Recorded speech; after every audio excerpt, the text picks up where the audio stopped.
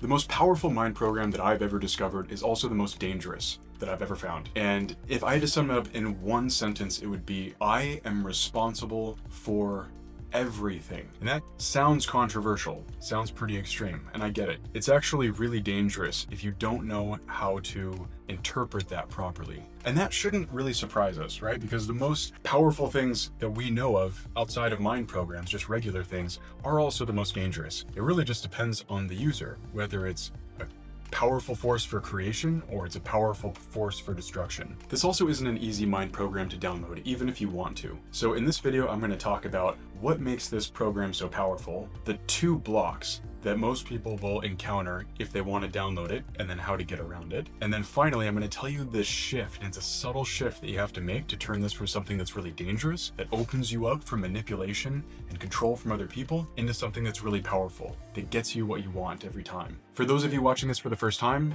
welcome. My name's Josh. I am a Stanford-trained medical doctor, and I've been obsessed with the mind and its workings for many years. I've also been building AI programs for the better part of a decade. So this super powerful mind program, I am responsible for everything. It's based on this idea that power comes to those who take responsibility, who take ownership. So normally when people think about getting power and assuming responsibility over things, when you look forward, it's not that big of a deal. It's like you can look forward and you can imagine a good life and you think, of course, I'll take power. I don't have a problem with that. But what you find out is that in order to do that, in order to look forward and take the power, you need to first look backwards and realize that you had the power the entire time.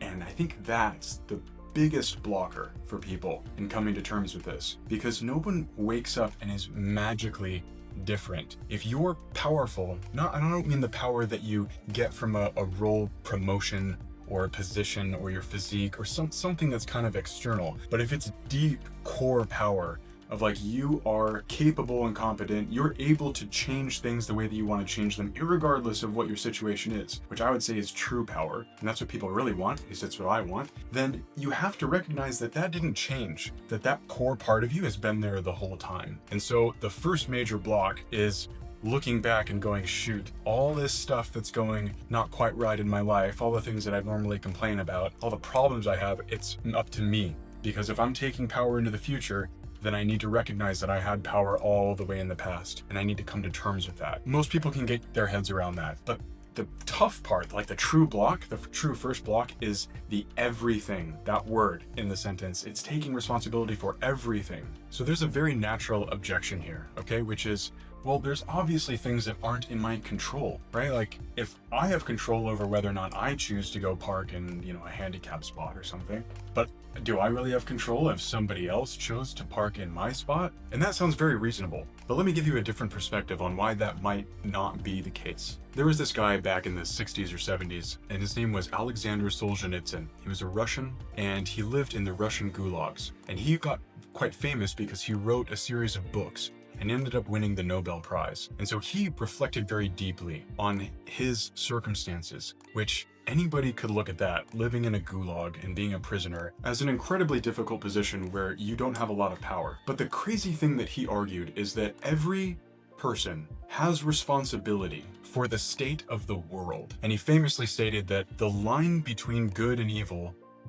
is drawn down the heart of every person. And so one of the concrete things that he said about the Soviet Union at the time was that it actually wasn't a bunch of victims who were being controlled by a government, by an upper echelon of nefarious people, but actually everybody in the Soviet Union had in some way contributed to the way that it devolved into this dystopia by subtly lying or telling on their neighbors or spying or staying silent, and that everybody contributing in this way led to the Soviet Union being the dystopia that it ended up becoming. And so with that perspective, think about it like this. Who has responsibility? It really depends on how far back you look in time and you see what people did, if you can understand how people contribute to things, right?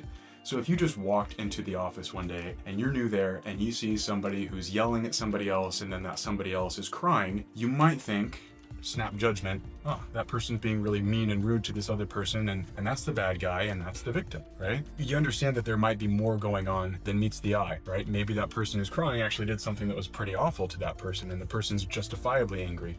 And so if you go back in time and you have enough information, then you can begin to put together who contributed to what and in what ways. The problem is that, of course, we're very limited in the ways that we can look back, especially on other people. And so that's where the whole mind program benefit of the doubt comes from. It's better to assume the benefit of the doubt, or to give the benefit of the doubt. Your life will be better if you do that. So that's the idea, is that if you were able to look back far enough and you had this all-seeing knowingness, then you'd be able to see all the different ways that you contributed to your situation as it is, okay?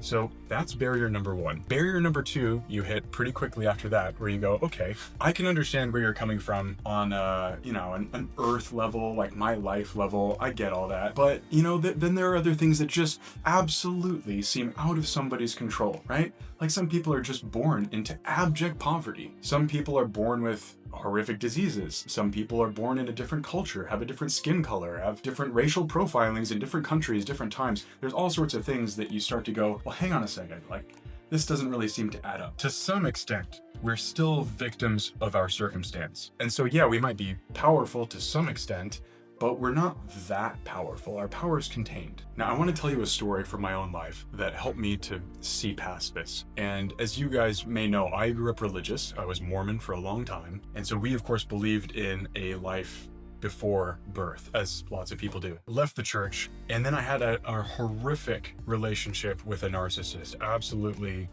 gutted me. I was decimated financially, emotionally. I was in a horrible place, and I ended up talking with somebody, and this person claimed that she could channel or see things, understand stuff about past lives, and I ended up talking with her, and I told her, I'm having a really tough time right now, and I'm really going through it. I'm not sure what's going on. I'm not sure how to make sense of this.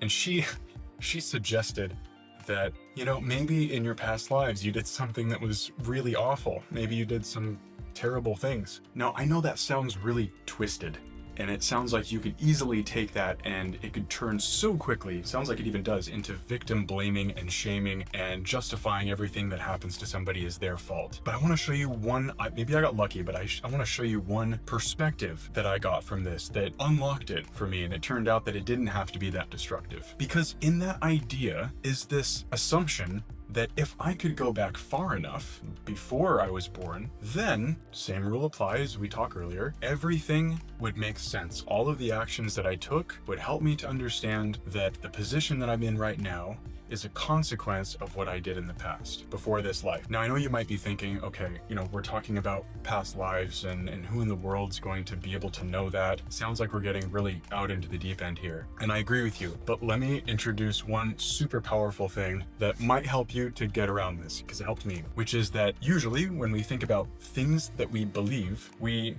equate, I will believe the things that I know are true to the best of my ability. Sounds very reasonable. If I think it's true, I believe in it. But I think that there's another use for beliefs. I think that you can simultaneously fully admit, I don't know this thing. There's no way I can know what happened before this life, right? And choose to believe in something. I don't know, and I'm going to believe it this way until I'm proven otherwise, or until I'm shown other evidence. That's really hard for people to do, but see if you can, right? And I'll show you why. Because if you exercise that ability here and you say, you know what, I don't have any memory or recollection of past lives. Don't know if this is something that was because of what I did or not. But if you choose to believe that it is because of what you've done in the past, my experience has been that I felt an immense relief if that's the case. Because if that's the case, it means that I'm actually in control, that everything that's going on to me, with me, right now is actually due to what I've done. My actions have all the influence in the world on my circumstances, even if I don't understand it all. And it's not because, well, I'm just a very small fish and lots of other things are going on in the world and, I'm a bit of a victim and I don't have the power that I'd like to have. And it's also not because I'm bad and therefore I'm being punished, which a lot of people will carry with them. That's the really dangerous part of this whole thing, which I'll get into. But first, I just want to underscore the effect that this mind program can really have on you. You can go from limiting yourself to thinking that what's under my control is my little sphere, maybe even like a part of my life, very small. And this is really all I can influence. I can influence everything because I've taken responsibility for everything. That doesn't mean that it all happens immediately, but what that means is that if you play your cards right, and if you apply yourself correctly, if you're diligent and all the rest, that you can actually bring about unimaginable good in the world, have an unimaginably positive effect. And I think that's really the most powerful message that people like Solzhenitsyn are bringing to the world. And that's, you'll hear echoes of this from different speakers and philosophers, that your influence, your power is so far beyond what you think it is. But to do that, you have to take responsibility, which is very, very hard. Not just hard because it's difficult to take responsibility, but hard for the blockers that I just mentioned. It requires you thinking, I don't know, I don't remember if there was a past life, and much less what I did, but even if there was, I might be responsible for this. And if I do take that responsibility, not knowing, then I naturally get more power. So then you might be saying to yourself, okay, in theory, I can kind of see how you might join these dots, but you're really going off on a limb here, and like, you're not grounded. These are a bunch of what ifs, and I get it. And the thing is, I think this is what sold it for me. Maybe I'm not all powerful, over time, and I can bring about a utopia in the world or anything like that. But what I would say is that, again, like a lot of mind programs, it's not about trying to grab what's totally real, what I know for sure, but it's about maximizing your odds of achieving the thing that you want to achieve. And if the thing that you want to achieve is an outsized positive influence, then you ought to believe the things and take in the mind programs that are going to maximize those odds. Because if you get to the end of your life and somehow you learn what your past experiences were in past lives, I don't know how you do that, but if you're able to do that and you found out, oh gosh, I've been wrong this entire time, actually I didn't do anything back there that justified or explained the terrible position that I was in, I would argue that you'd still be in a better position by believing that you have the power. You would maximize the amount of power that you could claim for yourself. And that's the reason why I think that this program is so powerful. Now to the dangerous part, super important. There's a very slight shift between this program giving you tons of power and destroying you. And I've experienced that destructive part. So I wanted to explain it a bit. If in taking all of that responsibility for everything that's happened, for all the things you don't like, you can either place all of that blame on yourself, on your core, or you can place it on your actions. And it's a very slight shift, but if you place it on your core, you end up destroying yourself, because you're taking the weight of the entire world on yourself. And it says something about who you are at your core, and that's very destructive. And if you're not careful, you'll see that trick, that sleight of hand, being used by people who want to take advantage of others.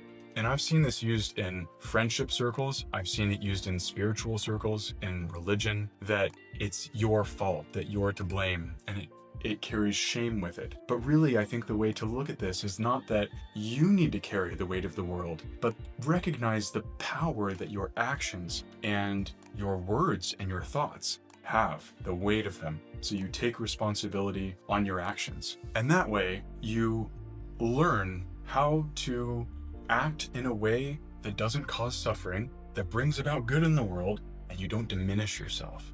You don't put yourself down and say that you're so, bad or unworthy or whatever it is. So this is the most powerful mind program that I've discovered so far. And it really is, if you've seen those movies where you've got a hostage situation and you've got the bad guy and he's holding a hostage and he's got maybe a gun to the victim's head, and then you've got the sniper who's off somewhere and he ends up taking that perfect shot and getting the bad guy, and the victim is spared. That tiny little difference between hitting the victim and hitting the bad guy, that's the kind of precision that you need here, because there's lots of blame, there's lots of suffering going on in the world. And if you're not careful with your aim on this, you could end up hitting yourself or hitting somebody else, and that can cause a lot of damage. So if you liked this video about this one mind program, I have another video about several mind programs. And just like I've narrowed this down into a single half sentence that responsibility is everything, I do the same thing in this other video, but I do it for several. And you can start to use these little phrases to understand what other mind programs that people might be running. And so it gives you a little peek into the mindware or the mind software that other people are running.